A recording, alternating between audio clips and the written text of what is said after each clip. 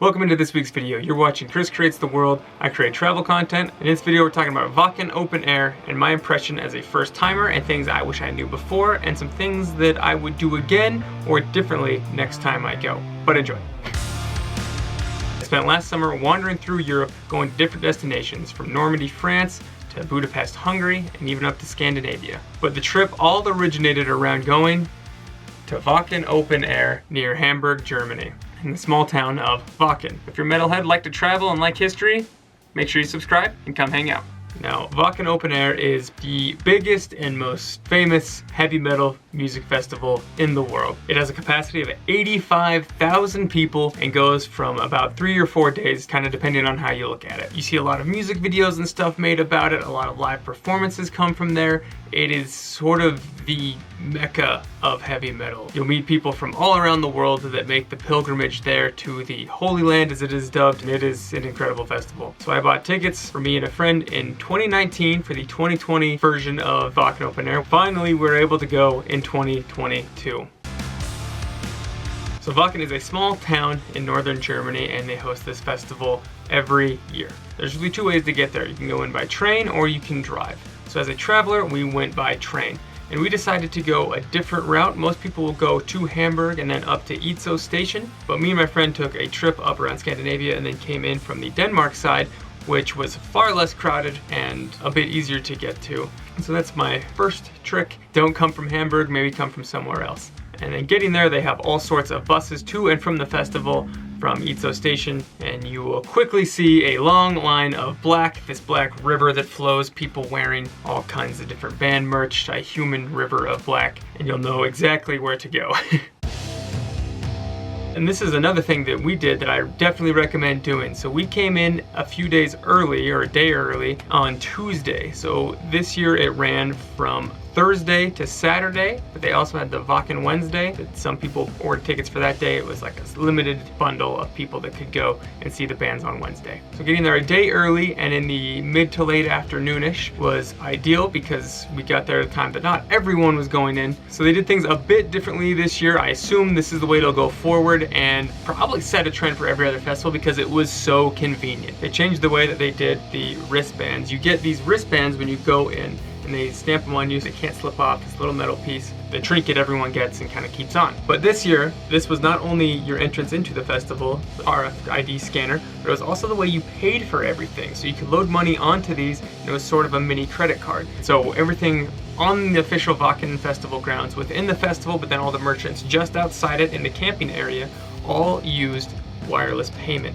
And it was super convenient, really easy, but obviously you kind of forget how much money's on there and it's easy to just tap, tap, tap, spend, spend, spend. But it was way easier than counting out euros and change and whatnot, especially if you're traveling Germany before. You see this, Germany is really big on cash. As a traveler from a place that's used to just using card everywhere, it's really frustrating to have a bunch of change and cash if you're not prepared for it. So there was one distribution point, and when we went through, it was fairly seamless, and we waited 20-30 minutes in this line and got through, and there was no problem. But we did notice that the next day, and later on that evening as well, like when everyone was getting there, the line was massive. My friend was telling me that people on Reddit said they had to wait 3-4 hours just to get their tickets, but they couldn't get any food because they didn't have their wristband to pay for all the food with the wristband. So I imagine they heard that complaint and they might change that next year, but if they don't, just be prepared, get there early, have more fun, hang out with people. It's a good environment. Even if you're there on a day that there's not a show going on,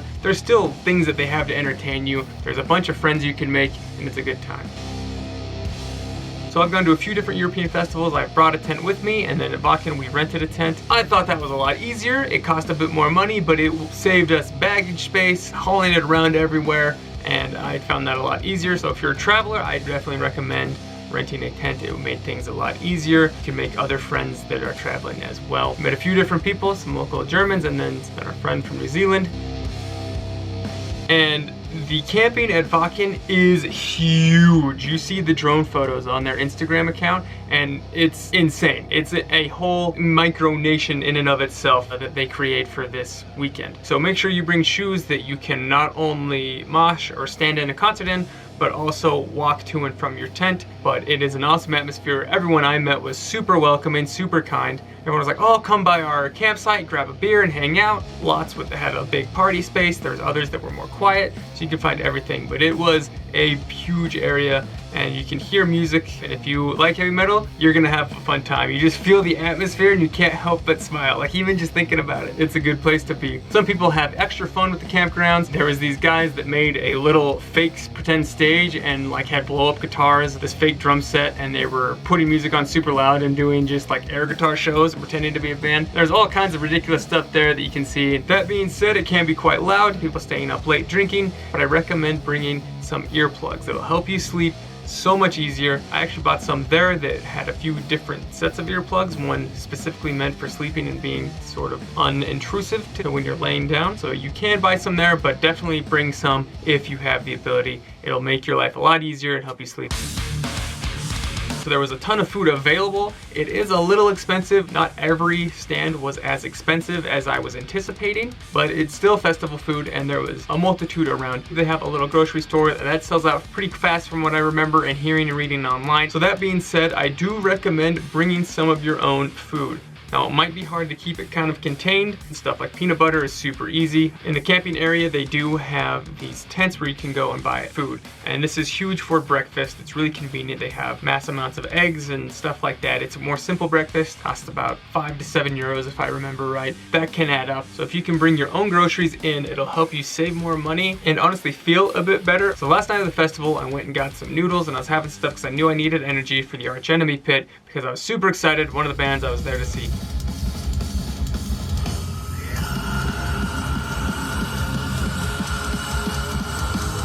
And so I had a lot of fun in the pit, whatnot, going around, and then I started to feel a bit sick afterwards. I was walking out. They had the whole announcement for next year and all the bands that were coming. It was really cool to see the whole theme. And Powerwolf was coming on, but I was feeling so not good after 4 days of just purely festival food that I like had to go back to my tent and just lay there. So kind of bloated to the point where I couldn't even move really without feeling pain in my sleeping bag. But that all passed. I started to feel better, but the 4 days of festival food did take a bit of a toll on my stomach. It's really tempting to just buy all the food and just like, I want to see everything. I don't want to go back to my tent and eat, whatever. But bring some normal food. It'll really help if you can bring a little cooler or something like that. It'll be a lot easier for your stomach and you'll be happier the whole way through. But they do have fun foods there as well. In the Wacken village, it's this little kind of Viking stage. That's where like Windrose played.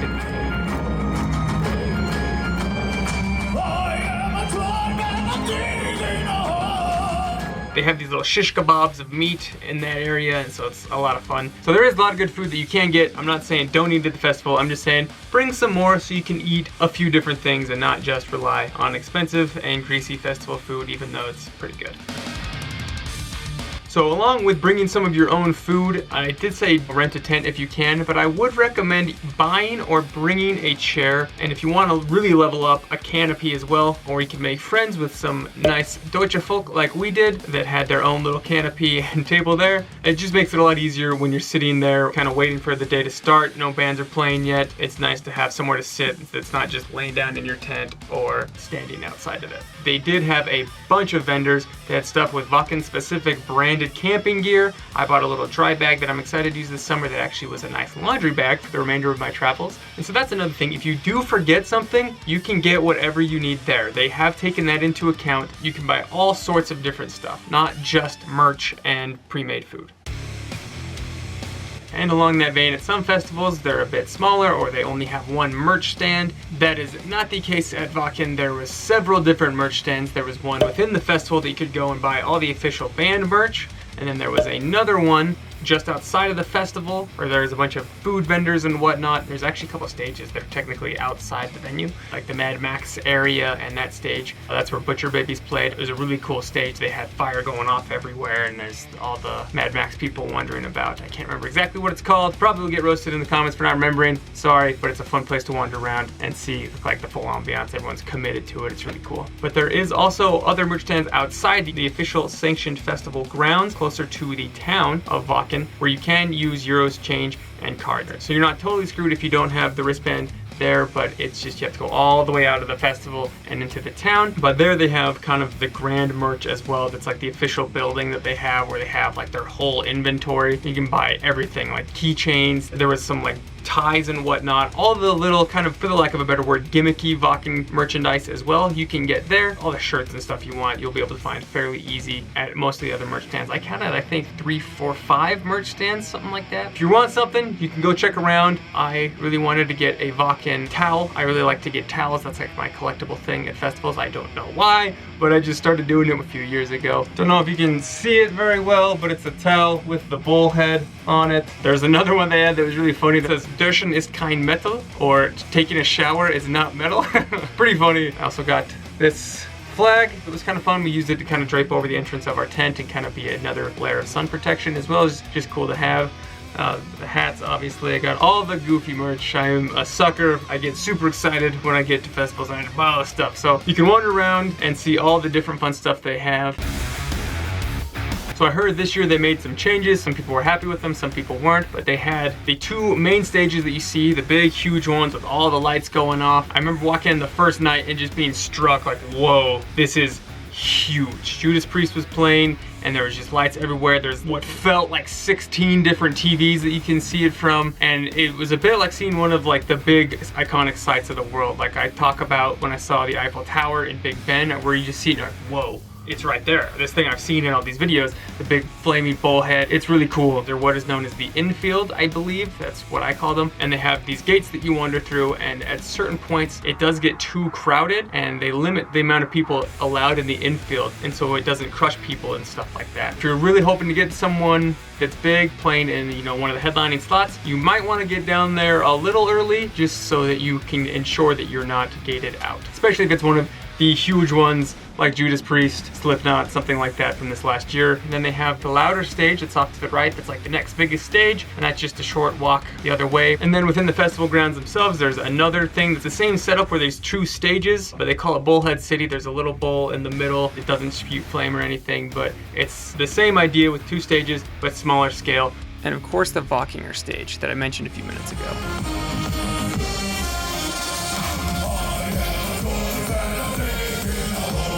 And then on the outside, there is the, I can't remember what they call it, but it's the Mad Max themed stage. It has a bunch of fire and whatnot, all the people wandering around. Talked about it a few minutes ago, which brings me to my next point. You're gonna wanna bring, as much as you're gonna hate to hear it, a mask. But not for what you think. At other festivals, sometimes they have a ground layer of plastic and whatnot for the pit area, but Wacken does not at any of the stages. It means that if it's dry and not raining, it's really, really dusty. And so specifically when I was at the Bullhead City area, Stryker was playing and I was super excited to be there. I was in the front row, you can see me in some of the stuff. Shout out to Mini Metal who saw me out there. It's fun to see your friends. I actually saw myself in the Slipknot stream as well. I was in the front row, headbanging, having a good time. People were moshing behind me, and I could see this layer of dust come up right as the singer for Stryker, Dan Cleary, was about to go on this big wah!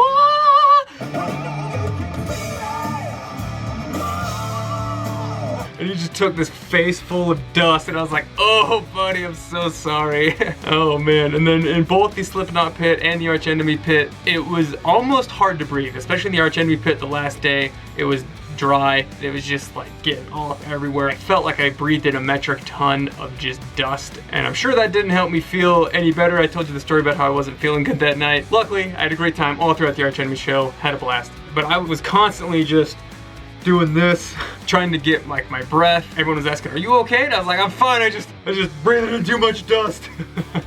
And there's people that were coming over that had masks themselves, and I was like, you know, for the dust alone, that is worth it. Be prepared for that. I didn't want to breathe in all the dust. Some people didn't seem to care or even notice, but I absolutely was struggling a little bit in some of those.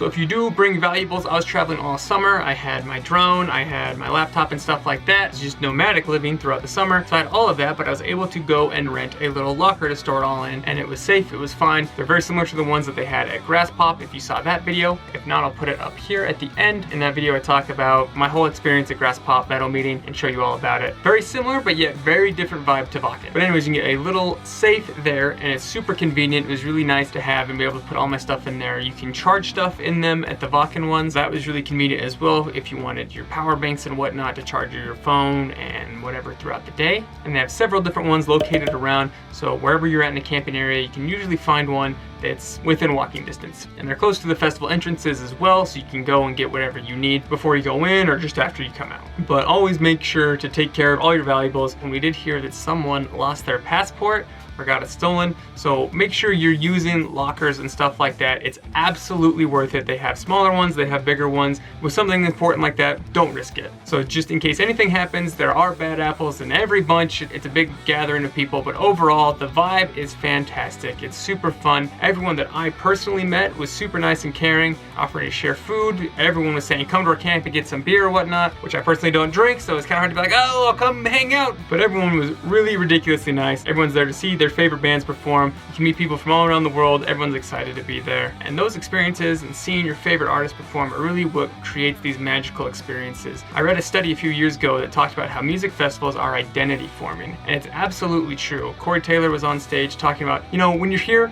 everyone just kind of gets it, you know what I mean? Talking about the metal community. And it's true, you feel this sense of belonging and everyone's excited. The scale of Wacken is absolutely huge. If you're a metalhead, it's a blast. I can't recommend going enough. I had a great time. It's totally worth the experience. This was my reaction to and things I wish I knew before I went to Wacken and things that I would do again if I went. So if you found any of this useful, make sure to click the little subscribe button down there. Come hang out with me and see more of what we got going in the future. Hoping to take you on more travels around the world and even make some videos about some of the music festivals I go to if you're into that. So if you're into travel, history, music, any of that stuff, I'm your guy. Click subscribe, come hang out with me. It's free, it doesn't cost you anything. And just a quick reminder, I do have Amazon links down in the description below for any of the travel gear that I use. I got my cameras, backpacks, things like that, as well as my paddle boards that I like to go on in the summer. So make sure to go on and check those out if you're looking to get into vlogging or to see any useful travel gear that you might want to use as well. So thanks for watching. Remember, you are the ruler of your own destiny. Going to Wacken might seem like a far off crazy idea, but people do it every year and you are capable of doing it too. All you have to do is make that decision and decide that you're gonna go and find a way to do it. I promise you, it's worth it. So start making plans, get out there, and go create the world.